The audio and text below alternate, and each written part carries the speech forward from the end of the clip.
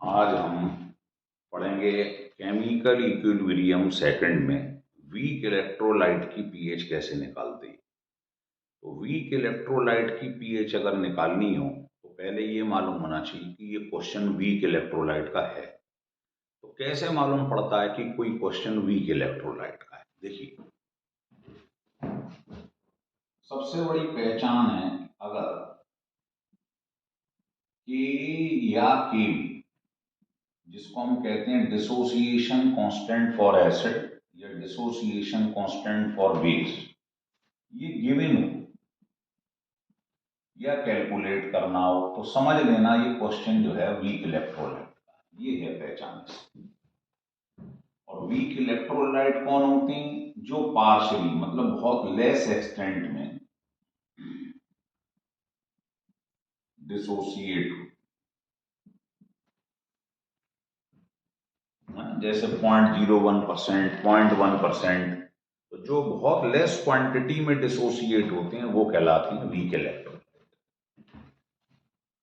कहने का मतलब जिनका डिग्री ऑफ डिसोसिएशन एक से बहुत बहुत कम होता है वो कहलाते हैं वीक इलेक्ट्रोलाइट। एग्जाम्पल, सारे ऑर्गेनिक एसिड,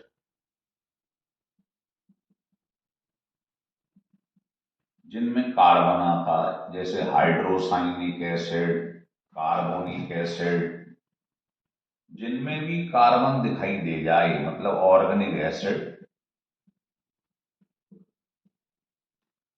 वो सब वीक एसिड होते हैं, है ना। और बेसिस में बात करें तो जैसे अमोनियम हाइड्रोक्साइड है, पायरिडीन है, अमाइंस हैं,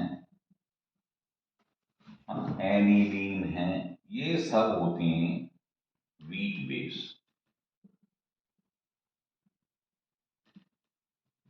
तो ये हमें ध्यान रखना है, अगर नहीं भी ध्यान होगा तो के भी सब बता देता है। क्वेश्चन कैसे करते हैं इसका, उसके लिए हम एक एग्जाम्पल लेके चलते हैं। जैसे ये एसिटिक एसिड है, इसको ब्रेक कर दी और फिर आपको केमिकल इक्विलिब्रियम फर्स्ट में स्टाइकोमेट्री सिखाई गई है, कैसे लिखते हैं। इनिशियली 1, अभी रिएक्शन स्टार्ट नहीं हुआ है, बिगनिंग, तो ये 0 0। कुछ समय बाद इसमें से जो आगे लिखा है उसका एक्स में मल्टीप्लाई कर दो, जो आगे लिखा है एक्स में मल्टीप्लाई करते जाओ, तो इधर चीज माइनस होती जाती है, उधर प्लस। ये है आफ्टर सम टाइम, या इसको कहते हैं इक्विलिब्रियम स्टेज। तो ये 1 क्या माना है मैंने? मोल।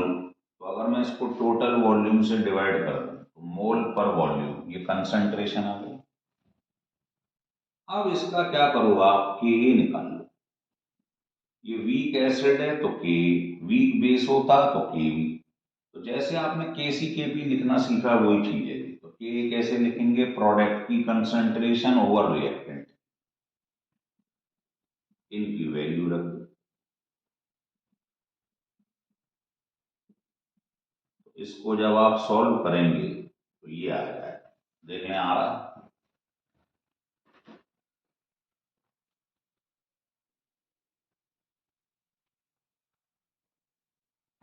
आ गया।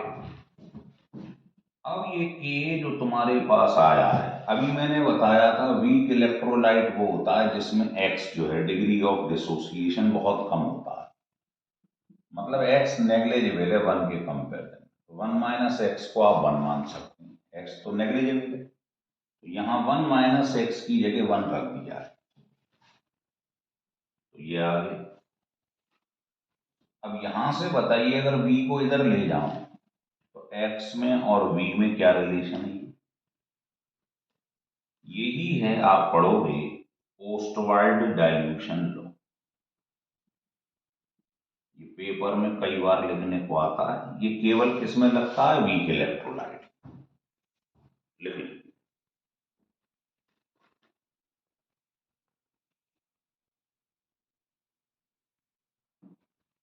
चलिए, अब आपको इसी को कंटिन्यू करते समझाता हूं कि ओस्टवाल्ड डाइल्यूशन लॉ है क्या?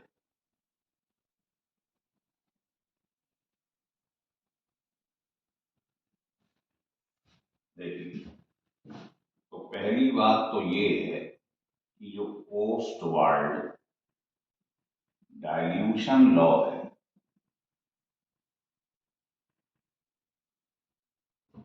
पहला पॉइंट, इट इज एप्लीकेबल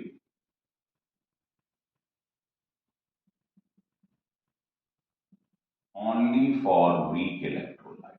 ये केवल वीक इलेक्ट्रोलाइट में लगता है।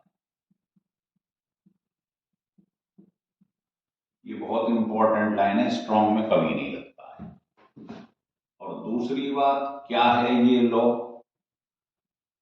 तो लिख लो, इट स्टेट दैट, क्या कहता है, पढ़ तो लिया ये आपने, ये होता है ओस्टवाल्ड डाइल्यूशन लॉ, बस ऐसे याद रख लो। प्रूफ किया है अभी, एक्स क्या है, degree of dissociation.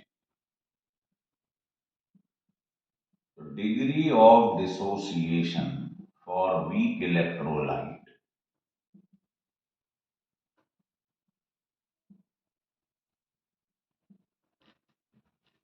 is directly proportional,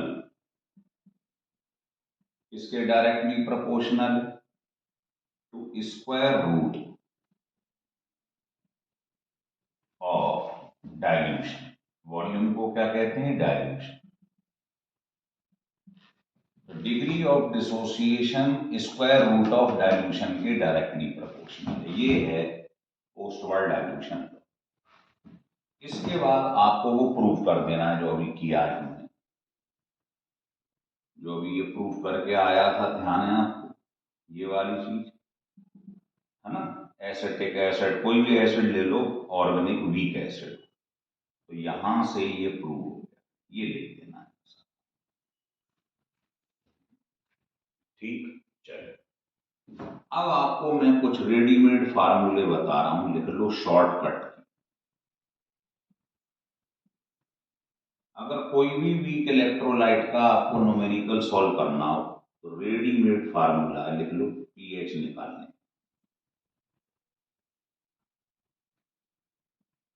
ये फार्मूला, अब इसमें एन क्या है, तो ये फार्मूला वीक एसिड का है, तो एन क्या है इसमें, नंबर ऑफ एच आयंस। के क्या कहलाता है, डिसोसिएशन कांस्टेंट फॉर एसिड।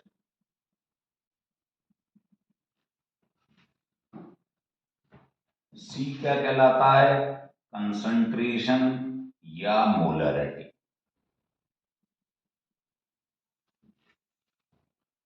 तो ये वैल्यू इसमें पुट कर दीजिएगा, 1 सेकंड में आंसर आ जाएगा। अभी मैं क्वेश्चन कराऊंगा तो आप देख लेंगे।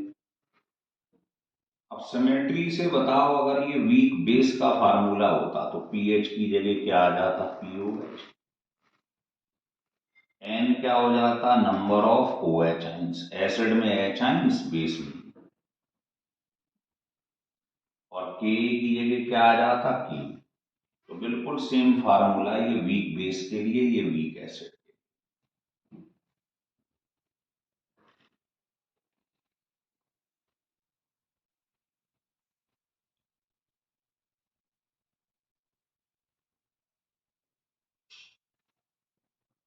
हो गया क्लियर, चलिए। अब मान लो इस क्वेश्चन में सी नहीं गिवन, कंसंट्रेशन गिवन ना हो, तो क्या करें, देखिए। तो दूसरा रेडीमेड फार्मूला है पीएच इक्वल टू दिस। ये तब लगाएंगे जब हमको सी नहीं दिया और एक्स दिया हो, डिग्री ऑफ डिसोसिएशन। तो वीक एसिड का ये फार्मूला है, तो सोचिए वीक बेस का क्या होगा, सिमेट्री से पीएच की जगह क्या आ जाएगा, ये। इसमें एन क्या था, नंबर ऑफ एच आयंस, इसमें क्या हो जाएगा, और के की जगह के भी है। तो अगर एक याद है तो दूसरा ऑटोमेटिकली याद हो जाता है। अब हमारे पास दो फार्मूले हो गए, हम लिख लें, तो अब हम इन पे क्वेश्चन लगाने जा रहे हैं। ये अभी मैंने पहला फार्मूला बताया था, एक जगह इकट्ठा कर लेते हैं।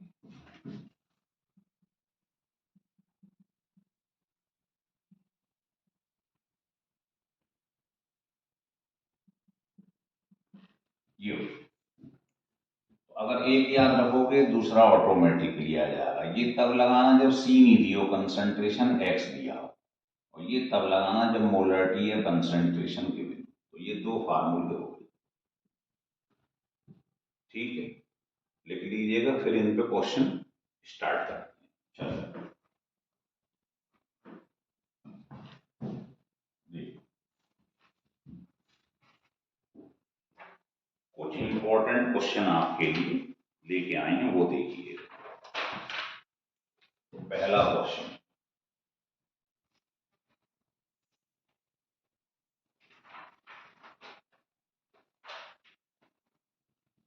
ये कह रहा है हमसे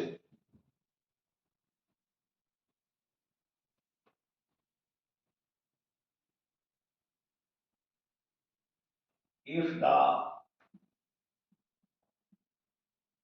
pH of 0.26 mHNO2 is 2.5, ये हमें इसकी pH दे रखी, तो कह रहा है what will be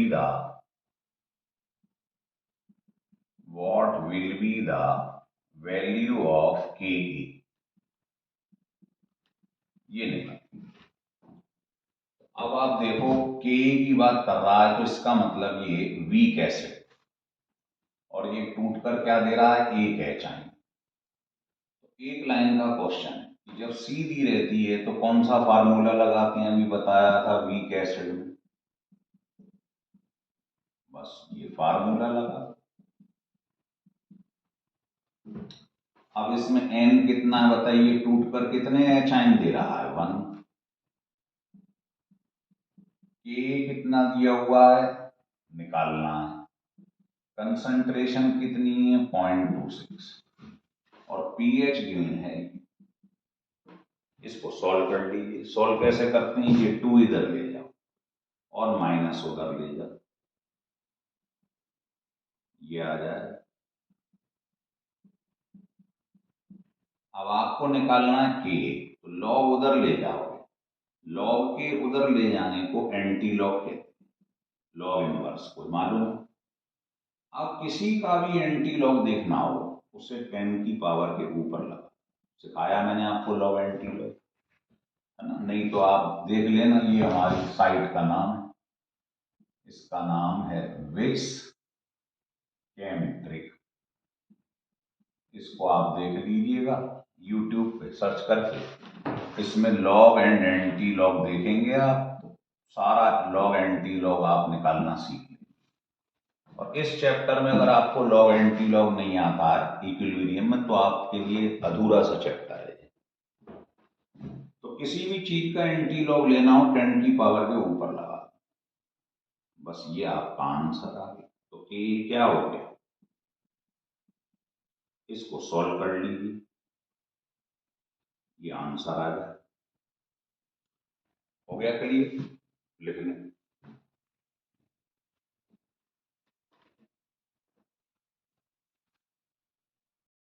देखिए नेक्स्ट क्वेश्चन, ये कह रहा है एक वीक एसिड है, मोनोबेसिक एसिड, जो टूटकर एक एचाइन देता है।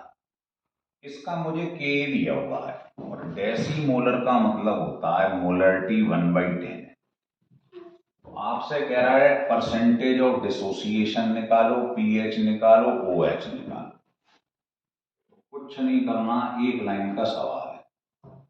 देखो जब मुझे के मालूम है और कंसंट्रेशन मालूम है, तो पीएच तो निकल आएगी, पीएच का फार्मूला लगा दीजिए।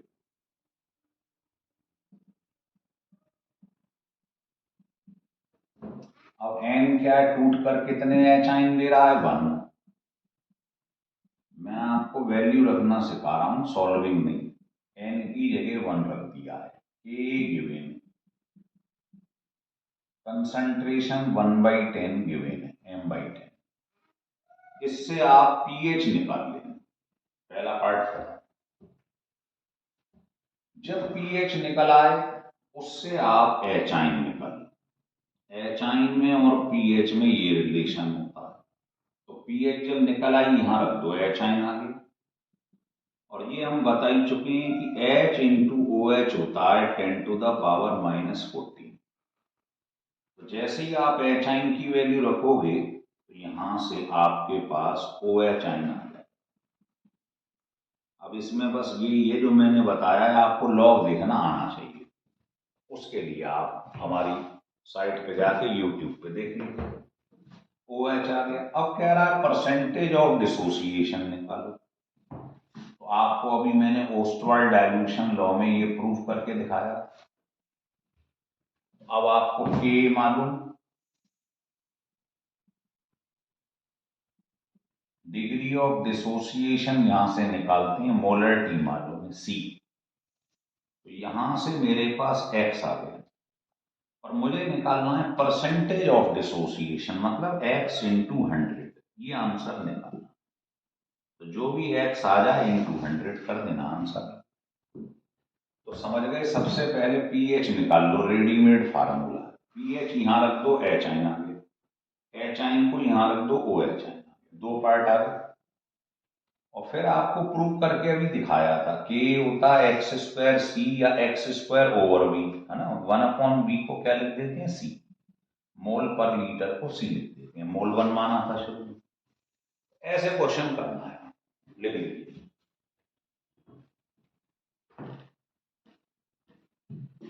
चलिए नेक्स्ट क्वेश्चन देखिए। आपकी प्रैक्टिस के लिए कुछ क्वेश्चन करा रहा हूं, इंपॉर्टेंट क्वेश्चन है। इसमें सारी वैरायटी लेंगे हम, जिससे कोई परेशानी नहीं। देखिए थर्ड क्वेश्चन आपसे कह रहा है कि एक फॉर्मिक एसिड, एक एसिटिक एसिड, दोनों का पीएच सेम है और दोनों का जो के है उसका रेशो दे रखा है 4। तो कह रहा है दोनों की कंसंट्रेशन का रेशो बताओ कितना हो। ठीक, तो आपको कुछ नहीं करना है, पीएच सेम है दोनों, दोनों का पीएच का फार्मूला लगा दो, डिवाइड कर।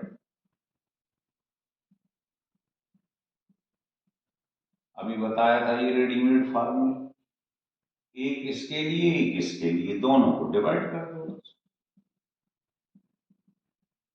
अब चेक करो इसमें कौन कौन सी चीज सेम है। देखो पीएच सेम है, ये फॉर्मिक एसिड का, ये एसिटिक एसिड का, कट गया। दोनों टूटकर एक एचाइन दे रहे हैं। एन क्या होता है, नंबर ऑफ एचाइन, ये भी कट गया, 1 1 1। एन की वैल्यू क्या है, 1, हटा दो। दोनों का के अलग है, दोनों की सी अलग है।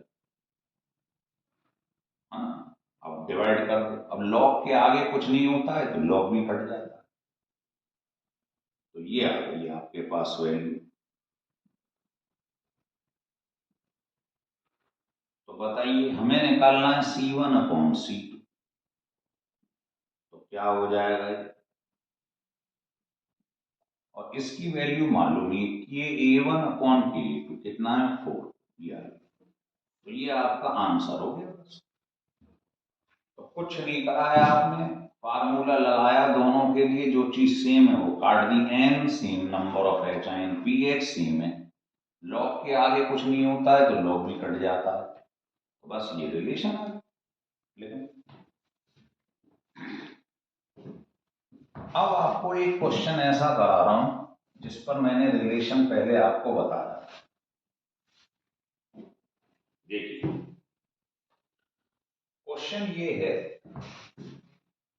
फोर्थ क्वेश्चन, कि देखिए जो पीएच है वो एसिडिक करैक्टर के इनवर्सली होता है, पिछले लेक्चर में भी बताया। जिसकी पीएच कम है वो ज्यादा एसिडिक होता है।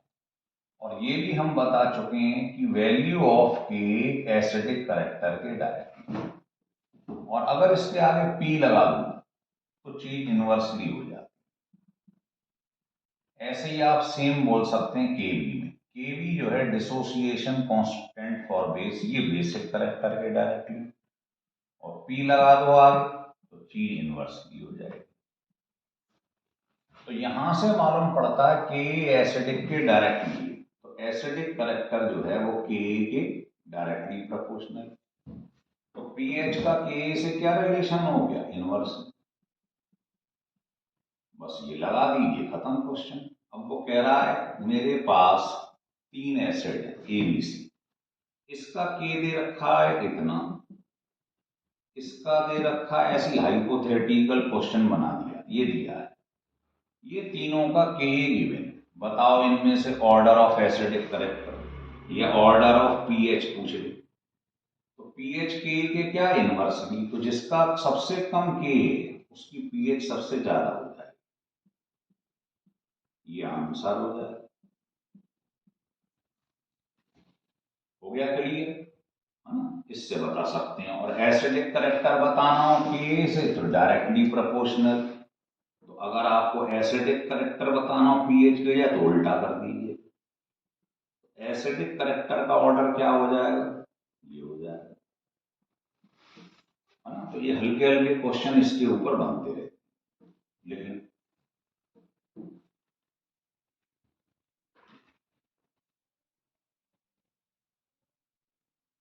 देखिए, अब आपको क्वेश्चन बताता हूं जो बहुत ज्यादा इंपॉर्टेंट है। वो ये है, अगर कभी हमारे संग ऐसा हो जाए, मान लीजिए कि find the dissociation constant,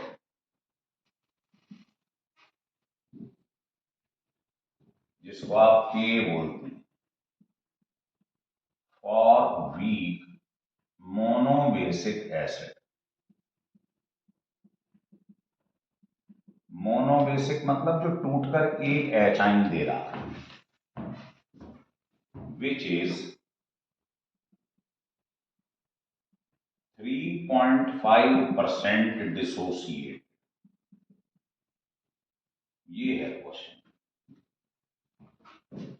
in an M/20 solution. मतलब आप इस क्वेश्चन को ढंग से देखिए, मुझे के निकालना है, मुझे के निकालना है, मुझको कंसंट्रेशन भी दी है और एक्स भी दिया है। अभी तक आप जो क्वेश्चन कर रहे थे उसमें या तो सी दे रखा था या एक्स दे रखा था, इसमें दोनों दी, तो आप के कैसे निकालें, सोचिए, बताइए। ऐसे क्वेश्चन आजकल बहुत आ रहे हैं पेपर में, तो कुछ नहीं करना है, कई तरीके हैं इसके, जैसे चाहे वैसे कर लो। देखो, आपको पीएच के हमने 2 फार्मूले बताए, एक फार्मूले में सी आता है, सी, और दूसरे में एक्स आता है। एक तरीका तो ये है, इसको आप ऐसे याद रखें फार्मूले, इसमें एक्स आता है, सी नहीं आता है, इसमें सी आता है, एक्स नहीं आता है, दोनों को लिख लो और डिवाइड कर दो। डिवाइड करते ही क्या होगा, ये कट जाएगा। अब एन क्या होगा, दोनों चूंकि एसिड तो एक ही है, तो एन क्या है इसका, 1 मोनोबेसिक, एन की जगह 1 रख दो, एन की जगह 1 रख दो। अब बताओ, सी दिया है, यस, 1/20। एक्स दिया है, 3.5%, मतलब 3.5 इंटू 10⁻⁻। एक्स की वैल्यू क्या है, 3.5%, मतलब ये। अब मैंने बताया था लॉग तभी कटता है जब उसके आगे वैल्यू सेम हो, तो माइनस तो कट गया, लेकिन इसके आगे 1/2 है, इसके आगे 1 है, तो लॉग की प्रॉपर्टी होती है, अगर आपको लॉग हटाना है तो जो लॉग के आगे हो उसे पावर में ले जाओ। तो बताओ, इसे पावर में ले जाऊंगा तो 1/2 ये हो जाएगा, इसको हटा, ये भी हट गया। अब आप लॉग हटा सकते हो, हटा दिया। तो क्या आ गया, जरा इसे इधर ले जाए, बस अब तो सॉल्विंग, इधर ये लिखा हुआ है,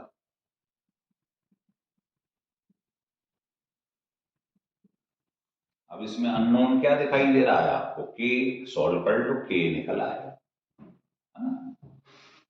तो यहां से के कैलकुलेट कर, ये है इसको निकालने का तरीका। जब एक्स भी दिया हो सी भी दिया हो, दोनों का फार्मूला लिखो, डिवाइड कर दो, आ गया समझ में। लिख लो। दूसरा तरीका इसका ये है, जो मैंने बहुत आसान बता रखा है, कि क्या होता है वीक इलेक्ट्रोलाइट के लिए, मोनोबेसिक के लिए, ओसवाल्ड डाइल्यूशन लॉ में प्रूफ किया था। इससे 1 सेकंड में आंसर आ जाए। एक्स कितना है 3.5%, सी कितना है m/20, दोनों को रखो, within a second answer आ जाए। ये सब कुछ करने की जरूरत ही नहीं। लेकिन हमारे जो है कमान में सब टाइप के तीर होने चाहिए, ये याद नहीं आए तो इसको डिवाइड कर दो, चीज वही निकल कर आएगी। आ गया समझ में। पर ये ध्यान रखना, ये मोनोबेसिक एसिड जो टूटकर एक एचाइन देते हैं, जैसे HCl, HNO3, जो टूटकर एक एचाइन देते हैं, उन्हीं में लगता है। ये नहीं हो डाई बेसिक हो जो टूटकर 2 एचाइन दे रहा है H2SO4, उसमें मत लगा देना गलती से, तो आप सोचोगे फिर उसमें क्या लगेगा, है ना। उसकी भी चर्चा कर लेते हैं, पहले इसको लिख लो। तो इसको डायरेक्ट याद रखना, एक्स और सी दिया हो, इसे निकालो, के आया।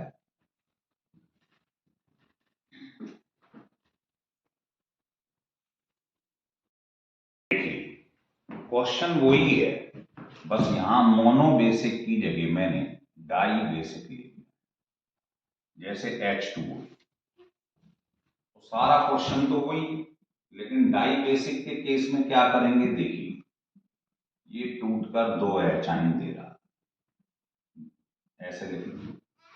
फिर वही पुराना तरीका है, 1 0 0, 1 - x, इसके आगे 2 लिखा है, 2x, इसके आगे 1 लिखा है, और फिर ये क्या है, इक्विलिब्रियम कंसंट्रेशन, और ये क्या होता है, बिगिनिंग, इनिशियल। इसके बाद अगर ये वीक एसिड है तो के कैसे लिखेंगे, आपको बताया, के ऐसे लिखा जाता है, प्रोडक्ट की कंसंट्रेशन ओवर रिएक्टेंट, इनकी वैल्यू रखो।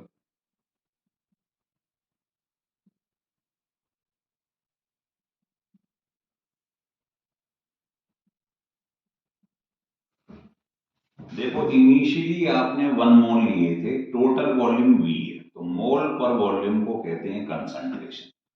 तो 1/V की जगह मैं C रख सकता हूं, तो एक तो ये कट गया, ये आ गया, ये 1/V की जगह C लिख दिया है। और वीक इलेक्ट्रोलाइट में 1 - x को क्या मान लेते हैं, 1, क्योंकि x बहुत कम होता है। तो K की वैल्यू ये आ गई। तो आपको ये ध्यान रखना है ना, ये क्या हो जाएगा, C²। तो अगर आपको कोई डाई बेसिक का सवाल करना है, डाई बेसिक एसिड जो टूटकर 2 एचाइन दे रहा है,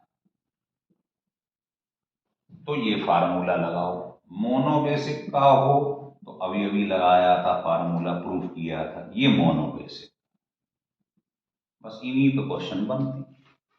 अब मान लो ये डाई बेसिक एसिड है, क्वेश्चन सेम है, ये फार्मूला लगा दो। एक्स कितना दिया है 3.5/100, और सी क्या दिया है 1/20, रख दो, 1 सेकंड में आंसर आ जाए। हो गया क्लियर। चलिए अब 6th क्वेश्चन देखिए, मैं आपको सारी वैरायटी दिखा दे रहा हूं, आपको कोई तकलीफ नहीं होगी, कोई भी वीक इलेक्ट्रोलाइट का क्वेश्चन आप कर सकते हैं। देखिए 6th क्वेश्चन,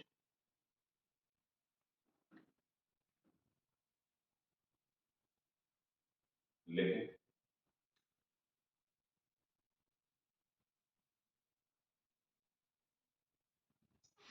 ये कह रहा है the pH of a solution is increased from 326।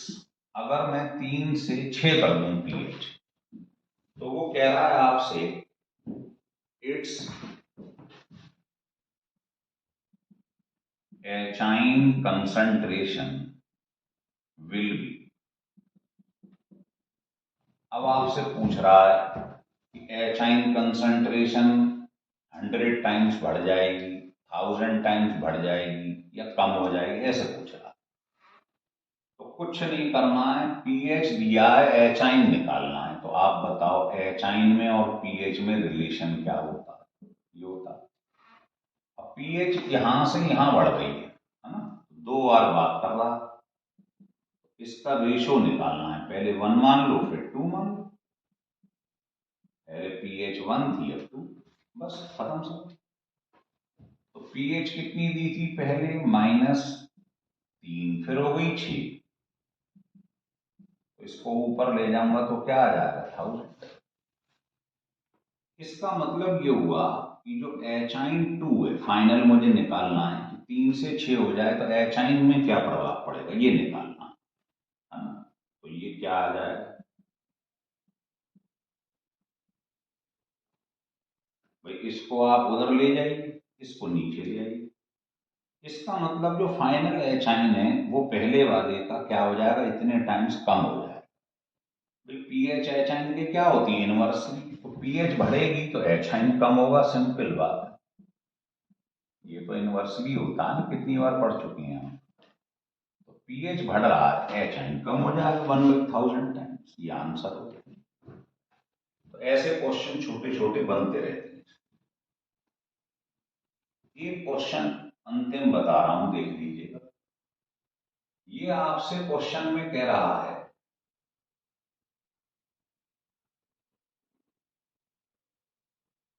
लिखिए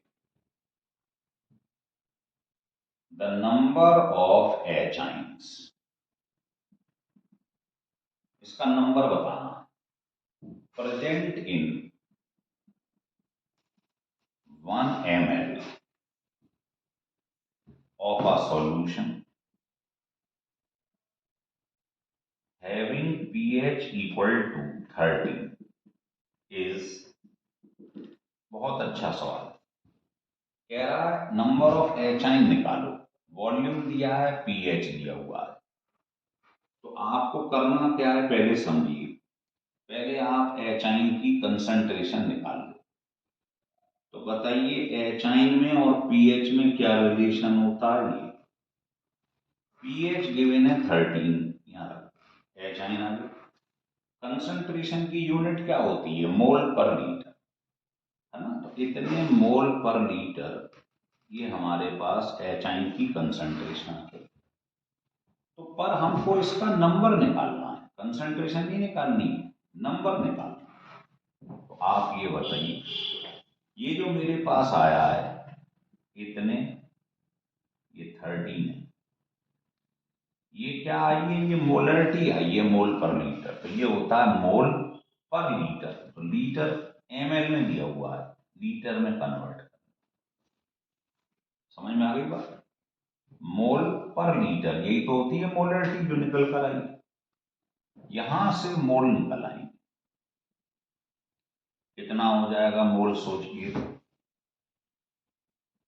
यार।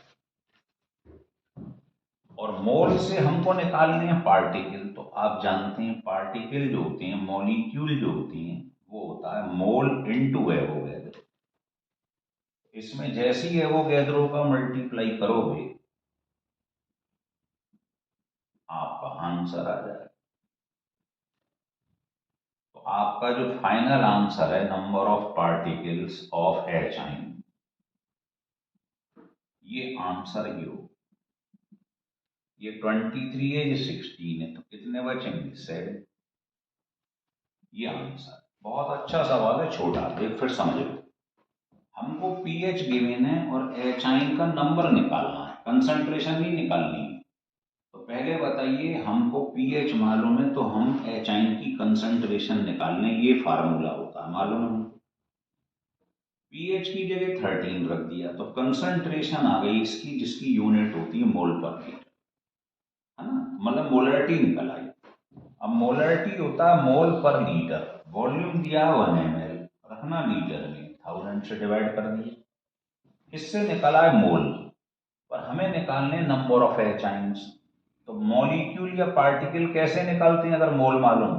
मोल इंटू एवोगैड्रो, यही तो पार्टिकल होती है। तो आपने यहां से मोल निकाल लिए, एवोगैड्रो का मल्टीप्लाई करो, आंसर आ जाएगा। ठीक,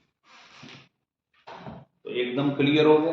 अब मुझे लगता है आपको वीक इलेक्ट्रोलाइट का कोई भी क्वेश्चन दे दिया जाए, वीक एसिड, वीक बेस, तो मुझे नहीं लगता आपको कोई समस्या आने वाली है। तो अगर ये वीडियो आपको बढ़िया लगा हो, दिल को छू गया हो, तो इसको सब्सक्राइब और लाइक जरूर करिए, है ना। जिससे क्या होता है, हमारा मोटिवेशन होता है, तो नेक्स्ट वीडियो फिर आपके पास इसके बाद आएगी।